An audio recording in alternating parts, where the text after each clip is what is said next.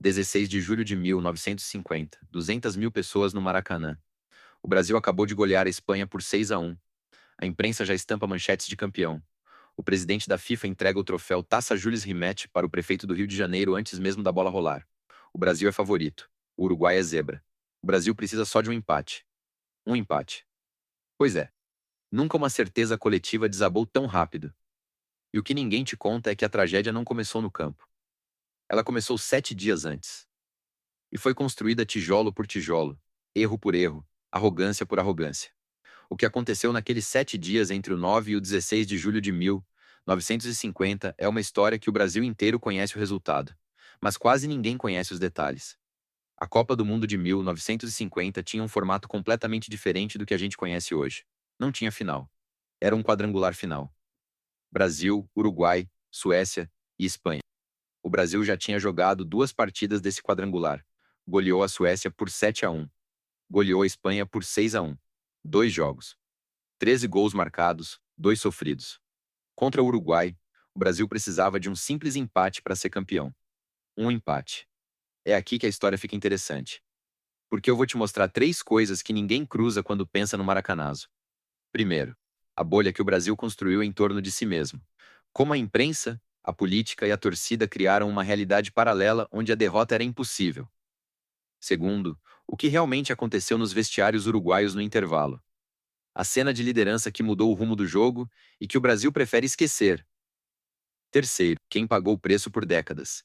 E por que a memória do Brasil sobre 1950 é seletiva, culpando um homem enquanto absolve todo o sistema que o colocou lá. Vamos voltar um pouco antes. A Copa do Mundo de 1950 foi a primeira depois da Segunda Guerra Mundial. 12 anos sem Copa. O mundo ainda se reconstruía das cinzas do conflito que matou dezenas de milhões de pessoas. O Brasil se candidatou para sediar e ganhou. Era a chance de mostrar ao mundo que o país era moderno, grandioso, capaz de realizar um evento internacional como nenhum outro na América Latina. E o símbolo dessa modernidade era o Maracanã, o maior estádio do mundo, recém-inaugurado em junho de 1950. 200 mil lugares, projetado para ser o templo do futebol mundial. Obras que consumiram o equivalente a uma fortuna em cruzeiros da época com mão de obra que veio de todo o país. O Brasil investiu pesado, e investir pesado criou uma expectativa pesada. A seleção brasileira chegou para a Copa com um ataque arrasador. O nome principal era Ademir Menezes, o Ademir, centroavante do Vasco da Gama, artilheiro do torneio com 8 gols em 5 jogos. 7-1 na Suécia, 6-1 na Espanha. O Brasil não estava apenas ganhando, estava humilhando. O técnico era Flávio Costa, um dos nomes mais respeitados do futebol brasileiro. Ele montou o time no esquema 4-2-4, o famoso Velo Beuem brasileiro. Zizinho no meio, Jair da Rosa Pinto, o ponta friaça. Um timaço. O Uruguai, por outro lado, tinha chegado ao quadrangular final com dificuldades. Empate com a Espanha, vitória apertada contra a Suécia por 3-2. Nada que assustasse o favoritismo brasileiro. A imprensa brasileira tratava o Uruguai como mero coadjuvante. O jornal O Mundo Esportivo estampou: o Brasil é o campeão de 1950. Não será, ou pode ser. É, presente do indicativo. Antes do jogo acontecer, o diário A Noite publicou um poema de parabéns ao Brasil campeão, escrito por um torcedor que já se sentia campeão. A CBD, Confederação Brasileira de Desportos, encomendou 22 medalhas de ouro, uma para cada jogador. Antes do apito inicial, o prefeito do Rio, Ângelo Mendes de Moraes, fez um discurso antes do jogo dizendo que o Brasil não poderia perder porque a pátria estava inteira torcendo. Pois é. 80% dos torcedores no Maracanã estavam de verde e amarelo. O estádio era azul celeste uruguaio, mas esse 80% não se comportava como torcida. Se comportava como cortejo de coroação. 9 de julho de 1950. O dia em que o Brasil goleou a Suécia por 7-1 no Maracanã. 138 mil pessoas viram Ademir marcar 4 gols. O estádio vibrava a cada gol como se fosse a final. O jornalista Mário Filho, que hoje dá nome ao Maracanã, escreveu no dia seguinte: o Brasil não venceu. O Brasil massacrou. A frase entrou para o imaginário popular. 2 dias depois, 11 de julho, Uruguai e Espanha empataram em 2-2 no Pacaembu, em São Paulo. Resultado perfeito para o Brasil. O Uruguai perdia pontos. O Brasil respirava aliviado. A vantagem só aumentava. O Brasil enfrentou a Espanha no dia 13 de julho. 6-1 de novo. 200 mil torcedores no Maracanã. O maior público da história do estádio até hoje, jamais superado em partidas oficiais. A Espanha foi atropelada. Zizinho jogou uma partida que muitos historiadores consideram a melhor da sua carreira. Dribles, passes, controle de bola, que viraram lenda oral do futebol carioca.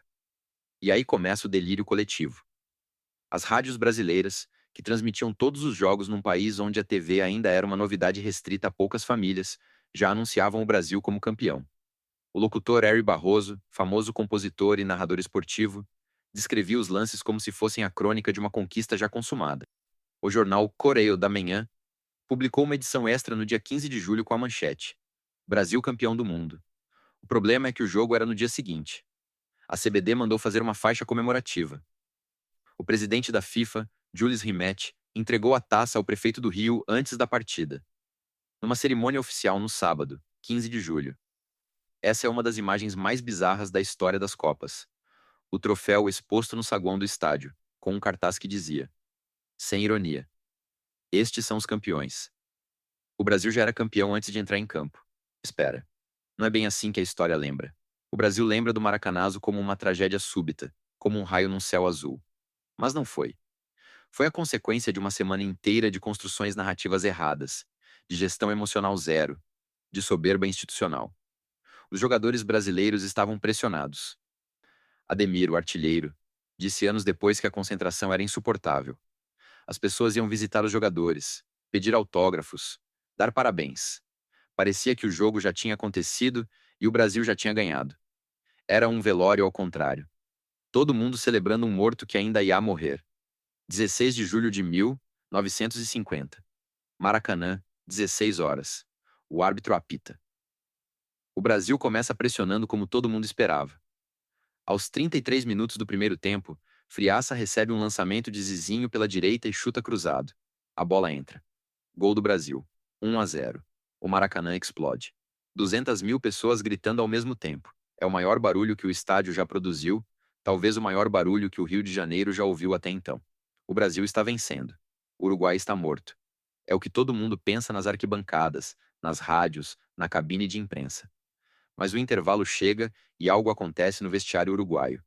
O capitão do Uruguai, Obdúlio Varela, o El Negro Jeff, era o líder da equipe. Um jogador de personalidade forte, cotado como um dos maiores líderes da história do futebol uruguaio. E olha que o Uruguai teve alguns. Segundo relatos da época, Varela entrou no vestiário, olhou para os jogadores, todos abatidos, cabisbaixos, alguns já conformados com a derrota, e disse a frase que entrou para a história do futebol mundial. Uma versão do que ele disse: os de fora são os que estão jogando. Eles têm medo. Não o Brasil. Os de fora somos nós. E nós sabemos jogar sob pressão. O jogo não acabou. A outra versão, talvez mais lendária e mais citada pelos cronistas uruguaios. Varela pegou a bola do jogo, colocou debaixo do braço e disse: se vamos perder, perdemos com a bola. Senhores, 25 minutos de futebol é o que eu peço. Depois, podemos morrer em paz. A lenda diz que Varela demorou deliberadamente a voltar para o segundo tempo. Esperou o Brasil entrar em campo sozinho, esperou a torcida cantar, esperou o nervosismo crescer do lado brasileiro. E aí entrou. Aos 21 minutos do segundo tempo, Chiafino, o camisa 10 uruguaio, recebeu a bola na área, girou e empatou. 1-1. O silêncio começou. Não o silêncio de quem está surpreso. O silêncio de quem sente o chão sumir. Aos 34 minutos, Alcides Giga, ponta direita uruguaio, recebeu pela direita. O lateral brasileiro Bigode estava marcando. A torcida gritava para Bigode fechar o lado esquerdo, que é a direita do ataque. Bigode não fechou. Giga cruzou o rasteiro. O goleiro Barbosa tentou defender, mas a bola entrou no ângulo do gol. Uma trajetória estranha, quase curva, que Barbosa jamais esqueceu. 2-1 Uruguai. O silêncio que tomou conta do Maracanã foi descrito como ensurdecedor. O jornalista uruguaio Luiz Prates escreveu que em todo o Brasil se ouvia o silêncio. A FIFA, na sua crônica oficial da partida, diz que apenas 3 pessoas conseguiram calar 200.000 no Maracanã: Frank Sinatra, o Papa João Paulo II e Giga. Aqui é onde a história que todo mundo conta se separa da história que ninguém destrincha. O Maracanazo não foi só um jogo perdido. Foi uma falência coletiva. De planejamento, de psicologia, de arrogância institucional. 3 evidências sustentam essa tese. Primeira, a CBD ignorou completamente o fator psicológico. Os jogadores brasileiros foram tratados como heróis antes de vencer. E herói que falha vira vilão. Essa é a matemática do esporte. A pressão era tamanha que o meia Zizinho, um dos maiores jogadores da história do futebol brasileiro, disse em entrevista décadas depois: "A gente já sentia que ia perder antes de entrar em campo. O país inteiro tinha decretado a vitória. Qualquer coisa diferente seria uma humilhação." É um testemunho raro de um atleta admitindo que o time perdeu antes do jogo começar. Segunda evidência, a escalação. Flávio Costa manteve o mesmo time que goleou Suécia e Espanha. Parece lógico no papel. Time vencedor não se mexe. Mas contra o Uruguai, o estilo de jogo precisava ser diferente. O Uruguai não era a Espanha. Era um time fechado, experiente, que sabia jogar sob pressão e que conhecia o Brasil. O Brasil entrou com a mesma estratégia ofensiva e não tinha plano B. Não houve substituição tática. Não houve recuo estratégico. Quando o Uruguai empatou, o Brasil não soube reagir. Terceira evidência: a falta de respeito ao adversário. A imprensa brasileira chamava o Uruguai de time de carregadores de navio, uma referência classista aos portuários uruguaios, muitos dos quais realmente trabalhavam no porto de Montevidéu. O Brasil tratou o Uruguai como inferior, como time menor, como adversário que não merecia estar na mesma final. E no futebol, subestimar o adversário é o erro mais básico que existe. O capitão Obdúlio Varela sabia disso. Ele usou o desprezo da imprensa brasileira como combustível no vestiário. Ele mostrou os jornais para os jogadores e disse: "É isso que eles pensam de nós. Que nós somos carregadores. Que nós não temos técnica. Que nós não merecemos. O Brasil perdeu porque o Brasil se achou campeão antes da hora. O Uruguai ganhou porque nunca se achou perdedor." O apito final sul às 17 horas e 45 minutos. O Brasil perdeu por 2-1. 200 mil pessoas saíram do Maracanã em silêncio, muitas chorando. Homens adultos desabando nas arquibancadas, sentados onde estavam, sem conseguir levantar. O jogador Zizinho disse que a sensação era de luto. E era luto num sentido muito real. Disse que os jogadores voltaram para o vestiário e ninguém falava nada. Só o barulho da água do chuveiro. O Brasil teve que fazer o que hoje a gente chama de luto coletivo. Um país inteiro processando uma perda que parecia impossível. O presidente da República na época, Gaspar Dutra, não foi ao estádio. Ele estava em São Paulo e passou a tarde ouvindo rádio no Palácio dos Campos Elíseos. Disse depois que foi o dia mais triste de sua vida, e ele era um homem que tinha vivido 2 guerras mundiais. Jornais do dia seguinte estamparam manchetes curtas, como se não houvesse palavras que coubessem. "Perdemos", publicou o Jornal do Brasil. Era só isso. Uma palavra. O trauma foi tão grande que o Brasil mudou a camisa. A seleção jogava de branco desde o início dos anos 1920. Depois de 1950, a CBD decidiu adotar a camisa amarela com detalhes verdes. A atual amarelinha, desenhada por um concurso patrocinado pelo jornal Correio da Manhã, foi uma tentativa de apagar a memória da derrota. Trocar de roupa como quem tenta esquecer uma noite mal dormida. O goleiro Barbosa virou o bode expiatório da nação. Ele sofreu racismo.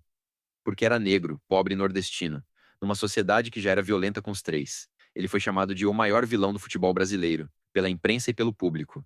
Ele morreu em 2000, pobre e amargurado, carregando o peso de um erro que qualquer goleiro cometeria. Uma das histórias mais tristes do esporte brasileiro é que, em certa ocasião, uma mulher apontou para ele num supermercado e disse para o filho: "Olha, filho, esse é o homem que fez o Brasil chorar." Barbosa nunca mais foi o mesmo. Isso muda como você vê o Maracanazo. Não foi uma zebra do futebol. Foi a consequência inevitável de uma cultura que confundiu desejo com realidade. O Brasil não perdeu o jogo no dia 16. O Brasil perdeu o jogo ao longo da semana, e só tomou conhecimento no apito final. 8 anos depois, na Copa de 1958 na Suécia, o Brasil voltou. Dessa vez com um garoto de 17 anos chamado Edson Arantes do Nascimento. Pelé. O Brasil ganhou a primeira Copa em 1958 depois de um jejum de 32 anos desde a primeira participação. E de 8 anos desde o trauma. O país exorcizou o fantasma de 1950. Pelo menos em parte. Mas a história do Maracanazo continua sendo contada como uma tragédia isolada, como um raio que caiu do nada num dia de sol. E não foi. Foi o fim de uma semana, onde o Brasil inteiro decidiu que o jogo já tinha acabado antes da bola rolar. O interessante é pensar como isso se repete na nossa sociedade. A gente faz isso até hoje. A gente elege campeão antes da eleição, a gente comemora a contratação antes do funcionário começar a trabalhar, a gente decreta o sucesso de um projeto antes de ele ser testado no mercado. A confiança é boa, a arrogância cega. E o Maracanazo, no fundo, é uma lição sobre isso. Sobre o perigo de se sentir campeão antes da hora. Sobre o silêncio que vem depois de um gol que você nunca esperou tomar. É também uma lição sobre memória seletiva. A gente prefere acreditar que foi um acidente, um azar, um vacilo individual do goleiro. Mas a história real é mais incômoda. A derrota foi um trabalho de equipe. De todo um país que se recusou a ver a realidade porque a fantasia era mais bonita. 80 anos depois, o Brasil ainda carrega a memória do Maracanazo. A camisa mudou de branco para amarelo. O time mudou. O país mudou. Mas a cicatriz continua viva. Porque o Maracanazo não foi só uma derrota esportiva.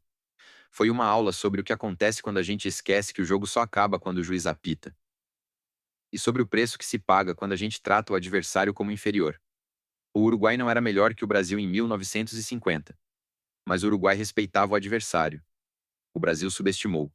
E pagou o preço mais alto do futebol mundial até então. Manda nos comentários. Qual é a maior reviravolta que você já viu na vida? Pode ser no esporte, na política, na sua história pessoal. A gente está moldando esse canal junto. Próximo Profundo a gente decifra outro episódio que ninguém cruzou direito. Até lá.